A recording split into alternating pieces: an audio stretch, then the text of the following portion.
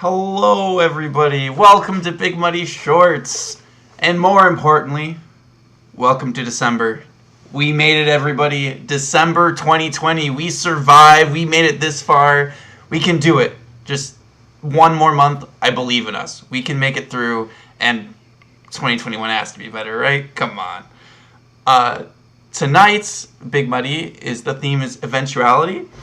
In honor of that, in honor of the fact that we knew we were going to get here eventually. We just knew that the road was going to be tough on the way. And we did it. We made it. And we can make it just a little bit farther. We're tired. But we learned things. We know that we learned things because you can hear me this time. I remember to turn on my mic this time. We're learning. It's excellent. We've got a bunch of great shows for you tonight from 4 great playwrights, 4 a whole bunch of great actors, and we hope you enjoy. So without further ado, I'd like to introduce you to Big Muddy Shorts Eventuality. I hope you enjoy.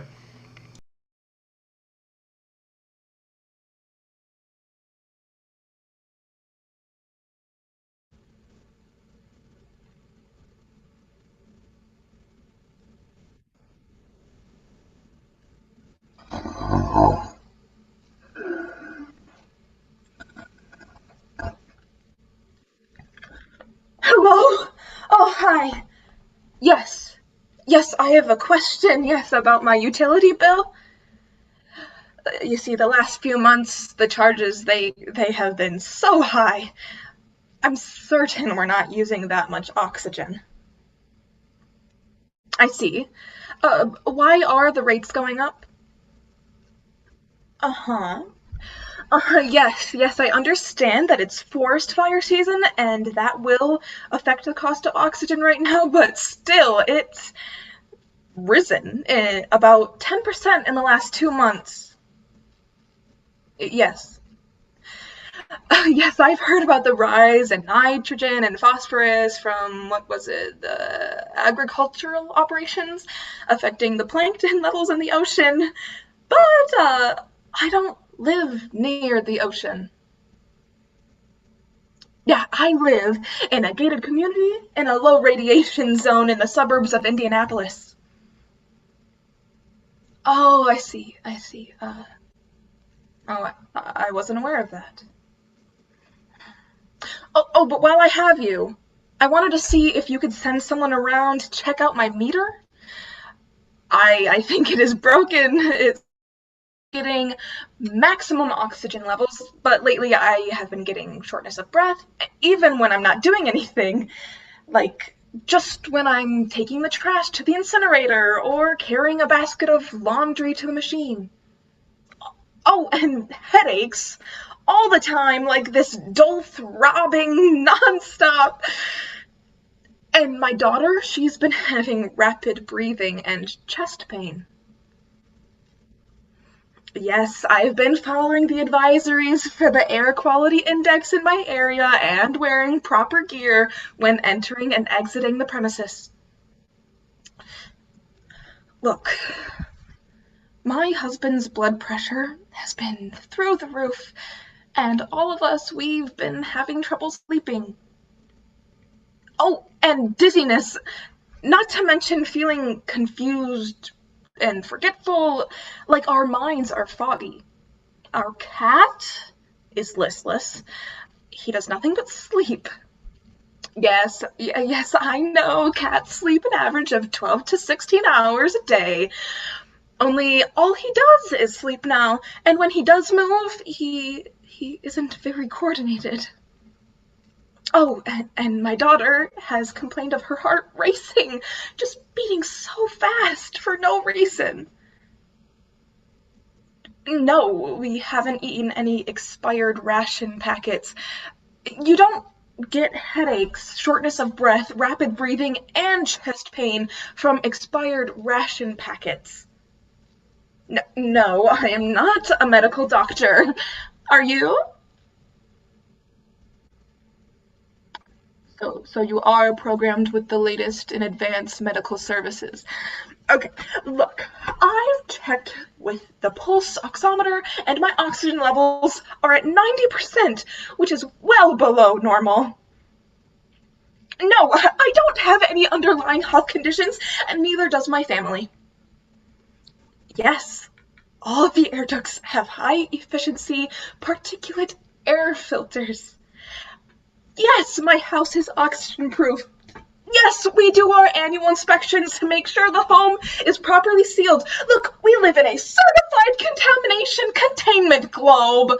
Our home, it was certified by the FTPCA, Federal Toxins, Pollutants, and Contaminants Administration, as one of the best living quarters for reducing the risk of cancer from outside contaminants. I understand you are the most advanced and recent versions of customer service AI on the market, but is there a real person I could talk to there? No, I don't care whether or not you refresh to see if there have been any updates since we started our conversation. Yes, I understand, but I would like to speak with someone, like a person. Uh-huh. Yes, I make sure the house is properly sealed before entering or exiting the decontamination chamber when exiting the premises. Look, I would really like to speak to a person, an actual human. What about your supervisor? So your supervisor is the United Oxygen Works Central Server? Okay. Isn't there anyone there? Anyone at all? No, I do not want to talk to another customer service representative AI. No, I don't want to take a survey about my customer's experience or rate this call. You know what? I will be speaking to my legal representative about this. I know my rights as a citizen of the United Corporations of America.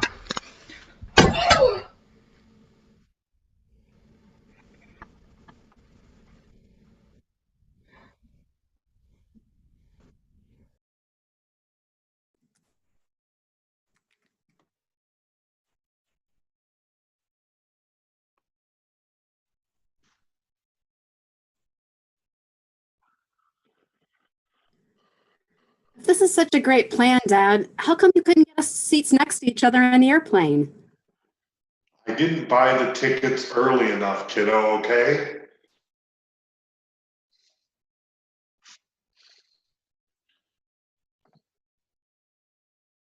I didn't buy the tickets early enough, kiddo, okay? I thought you said you had a plan. Well, now that we changed planes at LAX, it should only be about 14 more hours. You really didn't plan anything, did you, Dad? Weren't there any direct flights from Chicago to Australia? I'm just glad they let us out of the country, even though your passport is going to expire in 6 months. Why didn't you get me a new passport? I was scared if I sent it in, we wouldn't get it back in time. Anyway, there's no way they could know we're not coming back to the US, could they? Shh. No one's gonna hear. This plane's empty. No one wants to fly during a pandemic.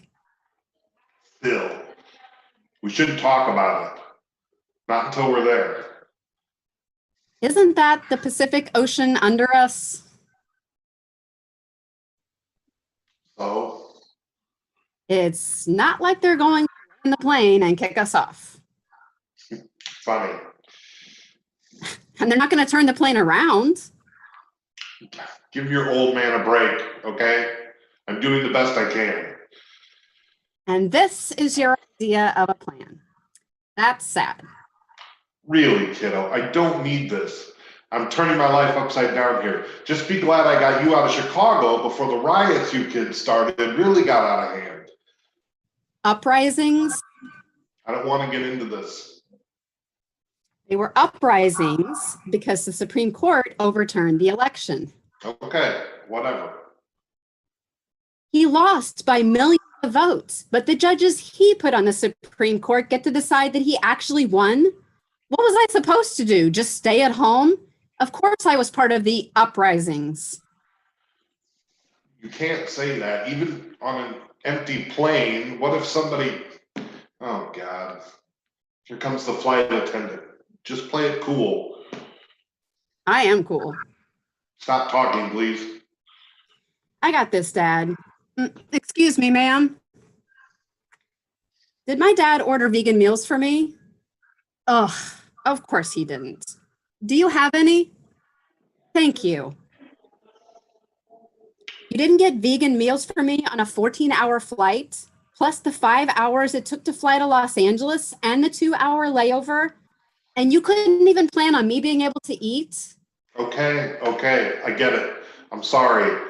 When I was buying tickets to get out of Chicago before the military arrived, I wasn't focused on your meals. Before the election, you said you were prepared for any eventuality, but you couldn't even get us seats to eat next to each other on the plane. Instead of seats next to each other, I had a guest lectureship lined up with my friend at the University of Perth, and we'll be there before the military sets up a blockade in Chicago to keep any agitators like you from getting out. I'm not an agitator. I was peacefully protesting the Supreme Court stealing the election. I don't think the military are going to make that distinction. You don't think the military will really blockade Chicago, do you? Do you? Don't you think that's just a Twitter thread? If I'm wrong, we'll have a nice semester in Perth. If I'm right, then I got you out in time. It's good either way. Hey, Dad? Yeah, I'm sorry I said you weren't prepared for anything.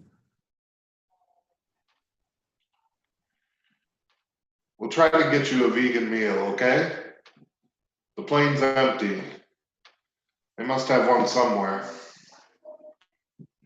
Thanks, Dad.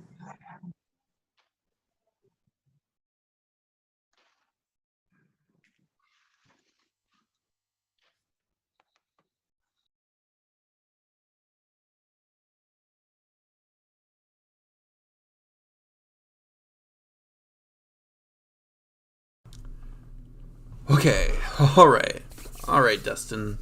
Last class this semester. Just have to make it through. Make it look like you're paying attention. It's fine. Look like you're paying attention. You're tired, worn out, sick of Zoom, but it's okay. You can pay attention. This is Jacob's class, not like trigonometry or something. You want to be here. Trigonometry. Which one is trigonometry again? It has something to do with shapes, right? It's the one that makes everyone mad. Before calc. Calc makes people mad, but also comes later. Trig makes people mad because it's part of geometry, which is supposed to be easy. It's just shapes. Everyone knows shapes. Why does my calculator have 3 buttons only to be used on shapes? Or is trig something else? It's been a really long time since I've had to take any kind of math. That's weird, right? They made me do math for 12 years of school, but then I do an additional 7. I don't have to do any. They said it was important. Did it stop being important? Not that I'm complaining. I wasn't very good at calc. I don't really want to do it anymore. But it seems like a double standard. Like, well, why did it stop being important? That's what I want to know. Aw, crap, class. What are we talking about? It isn't trigonometry, I can't imagine. Nope. Something about raisin in the sun. Okay. I've clearly been spacing out. I have to figure out what we're talking about and say something smart. Protagonist. He said protagonist. I know what a protagonist is. Okay, what question specifically? Who was the protagonist? Who was the protagonist? Okay, you can figure this out. Say something smart. Which person, well, actually, it kind of seems like the protagonist shifts at some point. Maybe to Act 2. Oh no. Everyone's looking at me. That was dumb. That was so dumb. The protagonist can't shift. The protagonist never shifts. Why would I say that? Oh god. What do I do now? I can't just leave that in the air. Everyone's thinking I'm stupid. It may be true, but I have to hide that. What are my options? I can correct myself. I can say I misunderstood. That sounds like a bad idea. That makes me wrong twice, really. I can double down. It's art. Who's to say I'm wrong? I mean, he is my professor. He's there to say I'm wrong. It's just Zoom. Maybe I can feign a bad internet connection. Just bail. Back out. Act like I'm sick. Stay really, really still like I'm frozen. Oh man. This would never happen in person. This is Zoom's fault. Without Zoom, I would look much less like an idiot right now. I wouldn't be thinking about trigonometry or calculus or math at all. You know what? This is math's fault. Without math, I wouldn't have been distracted. Without math, we wouldn't have to Zoom at all. Computers run on math, right? You need math for computers. And crystals, right? You need crystals for computers. Is there a specific type of crystal? Are there different types of crystals? I probably know less about crystals than I do about trigonometry. Which is probably not good. I don't know. Will I need to know about crystals at some point? If computers run on them, then maybe. Computers are cool and suddenly really important. And they run on crystals. And math. I wonder if they run on trigonometry. If trigonometry is about shapes and crystals have shapes, then I guess it would make sense. I did it again. I got distracted again. Crystals and trigonometry? That's going to help the protagonist. Good one, Dustin. Man, everyone's going to make fun of me. There goes Dustin. He thought the protagonist could shift. He also knows nothing about crystals and very little about trigonometry. Hey, Dustin, sine, cosine, tangent, you dope. I'll be shunned by the theater community and the math community and the computer community. And I don't think I can live without computers. I can't get to the grocery store without Google Maps. If they take that away from me, I'll starve. Waste away. Spend my final moments grasping my calculator, trying to understand how to do something I don't even know. All because the protagonist, because I was wrong, I was wrong, I was wrong, I was... Dustin was right.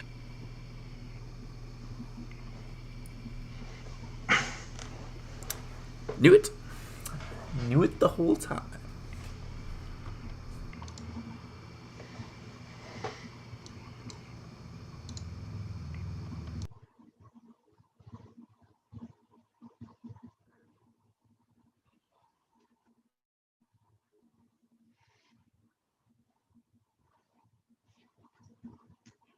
You want a story before bed?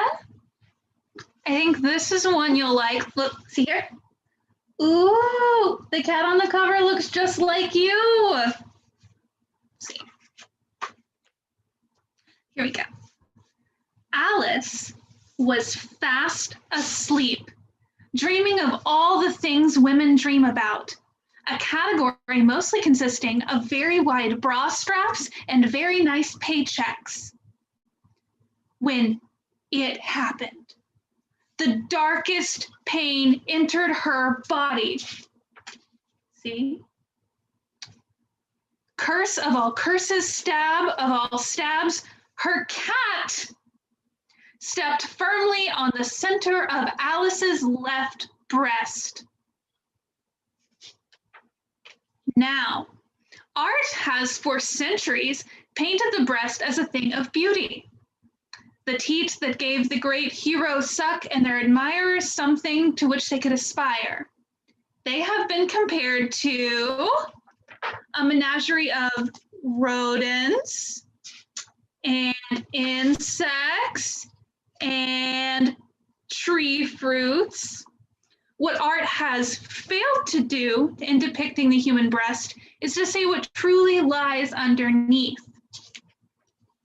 A floppy sack of lumpy fat and ice cream intolerant nerve endings.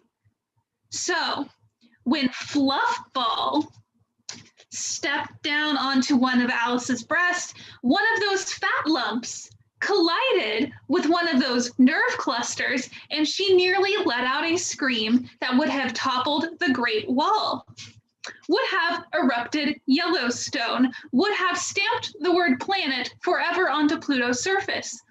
It may have ended civilizations, but it might have moved Fluffball an inch to the side in the process.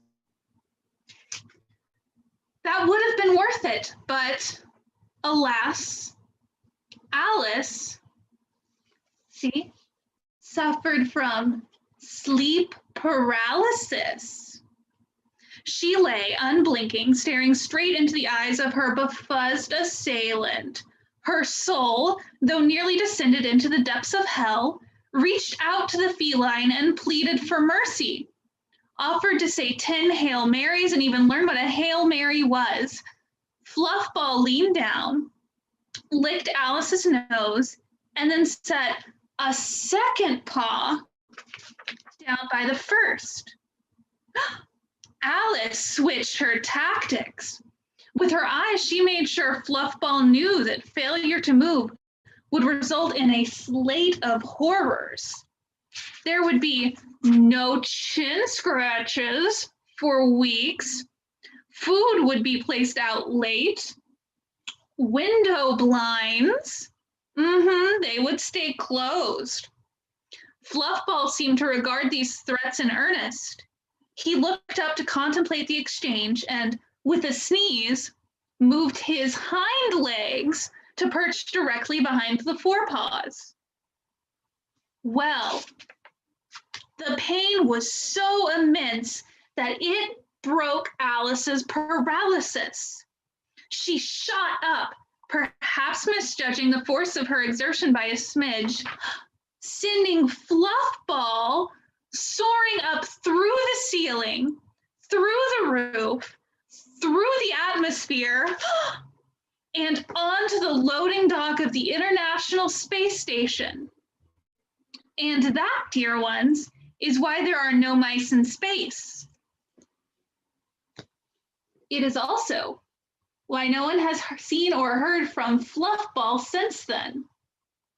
Got it?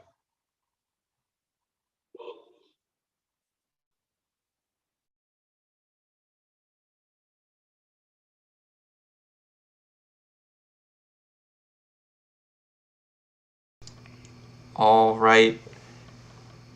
Thank you, everybody, for coming to Big Muddy Shorts. And if you'll indulge me for just a moment here. Glorious. Anyway, I hope you all have a very safe and great holiday.